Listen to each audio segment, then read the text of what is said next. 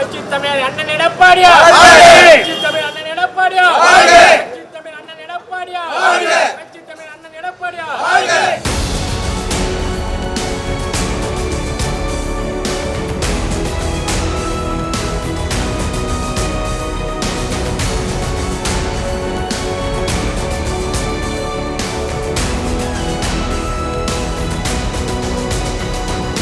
திராவிட முன்னேற்ற கழக ஆட்சி 4.5 ஆண்டு ஆட்சி காலத்திலே மக்களுக்கு எந்த விதமான நன்மைகளும் செய்யவில்லை. புரட்சித் தலைவி அம்மா அவர்கள் செய்த சாதனைகளை முடக்கினார்கள். இன்றைக்கு புரட்சித் தமிழர் எடப்பாடி அவர்கள் மத்தியில் இன்றைக்கு தமிழக மக்கள் எப்பொழுது புரட்சித் தமிழர் முதலமைச்சராக வருவார் என்று தமிழ்நாடே இன்றைக்கு ஏங்கி கொண்டு இருக்கிறது. திராவிட முன்னேற்ற கழகம் கூட்டணி கட்சிகளை நம்பிதான் இன்றைக்கு தேர்தலை சந்திக்கிறதே தவிர தன் சொந்த காலில் நிற்பதற்கு அவர்களுக்கு தைரியம் இல்லை.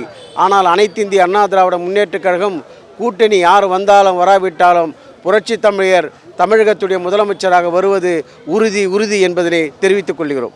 அண்ணன் எடப்பாடி அவர்கள் முதலமைச்சராக இருக்கிற பொழுது பொங்கலுக்கு 2500 ரூபாய் கொடுத்தார்கள்.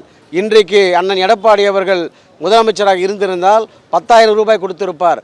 திராவிட முன்னேற்ற கழக ஆட்சியிலே 5000 கொடுப்பதற்கு இன்றைக்கு தாங்கி கொண்டிருக்கிறார்கள்.